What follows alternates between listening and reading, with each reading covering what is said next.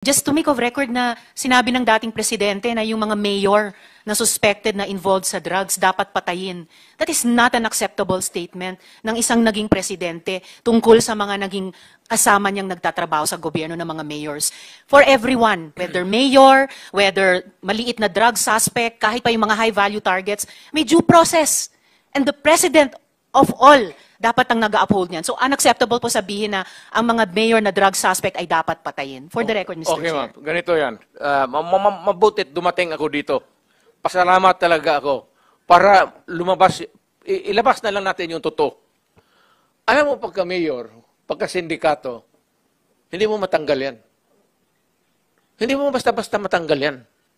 And they are there, so many stories abound. Hindi na ako kailangan magbigay ng example sa inyo.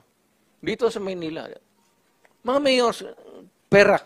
It's always money, money, money, money. Kaya pagka nandyan, either they are in cahoots with the law enforcers or yung ibang mayor, takot. Yung sa probinsya, kung maka-mayor ka, kaya wag kayo, may nakikinig ngayon, wag kayo magpili ng mayor na pitsugin. Kasi wala talagang mangyari. Pagka mayroong mga sindikato, ex-policemen, ex-soldiers na may baril, tapos takot kang mamatay, walang mangyari sa syudad mo. You have to, maraming problema na nakatago, ma'am, na hindi natin nakikita. Nasa undercurrent yan. Hindi natin nakikita yan. Sino po ba yung mga yon? All over. Mayors. All over. Hindi ko masabi. Just for the record again, Mr. Chair, and with thanks to Senator Villanueva, unacceptable na sabihin ng isang dating presidente, or kung sinabi ninyo noon, nung presidente kayo, na ang sino mang suspect, maliit man, malaki, mayor, na suspect sa drugs, ay dapat patayin. Kasi may due process po. Salamat kayo, Mr. Chair. Salamat, Senator Villanueva. Mr. Chair? That is my stand. If you do not agree with me, I'm sorry. But I'm dealing with a serious problem of my country. Hindi mo madala sa pakiusap yan. Sabihin mo, putang ina, huminto ka pag hindi. Tutudasin kita. Yun ang, lalo ng pulis. Putang ina itong mga pulis. Pagka pumasok yung pulis, hindi mo sabi, hoy pulis, huminto ka.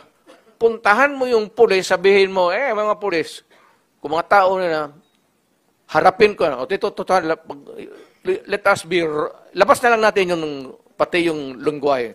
Pero Mr. Chair, forgive me for interrupting. Hindi, Speaking of lingwahe, sorry sir, Mr. Chair, baka maaring ang resource person tumigil magmura kasi bahay natin itong Senado eh. Salamat kaayo, Mr. Chair. Thank you. Hindi tayo Mr. President, magkaintindihan Mr. President, sir, excuse me, sir. I am relating a conversation. Hindi Yes, ako nagbumura. Mr. President, Sinasabi ko yan kung ano ang sinasabi ko doon sa Correct. tao. Klaro na po yun, Mr. President, na when you relate to the police officers, may kasamang mura. Pero okay na, klaro na po yun. Pwede na nating hindi ulit-ulitin, Mr. President. Hindi lang, sabihin ko kanya, papatayin kita. Hindi lang ako magmumura sa... Okay. Iwasan lang po. We try our best na iwasan na po. Anyway, naintindihan po. Pinabanggit nyo na involved din minsan yung pulis. Ibig nyo po bang sabihin, yung mga pulis po na minsan gumagawa ng beyond doon sa dapat nilang tungkulin na gawin ay dahil sila rin ay involved sa droga? Correct. Correct. Alam mo kasi, ang pulis, hindi na papatay lang kung baski sino lang diyang sibilyan. Bakit sila maghanap ng sakit ng ulo? Kaya yung mga pulis na nandyan sa... Itong mga pulis ngayon, kikinig na sa atin, mabutit alam nila. Kayong mga pulis na nasa droga, sa sindikato, kayo ang dapat talagang... Kaya, maswerte, kaya bigyan pa ako ng pagkakataon maging presidente, uubusin ko talaga kayo. Tangina ninyo. Bullshit kayo. Thank you, Mr. President. Look, ganito kasi, you know, pag hindi ko kasi ginawa yung ginawa ko sa Davao, isasakripisyo ko yung mga bata at isasakripisyo ko yung mga tao. And yung progress ng syudad.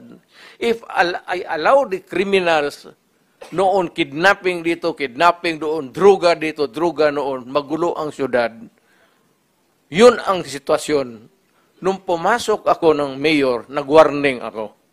At ang warning ko talaga ganito, wag mong gawin yan kasi papatayin kita. So, ang Davao ngayon, maganda na. Tapos naman sila lahat. Napatay naman. Wala naman siguro maragdag. Kung may gusto, sige. Alam mo, it's a matter of yung iyong karakter, iyo yan. Yung karakter ko, akin.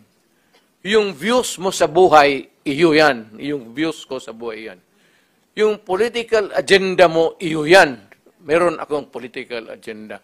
Kanya-kanya tayong filosofiya pagtingin sa buhay. Kaya, na-timingan mo lang na kung ako ganito ang utak ko, yung masasamang tao, pasensya. But foremost is really, I protect the innocent at saka yung taong bayan.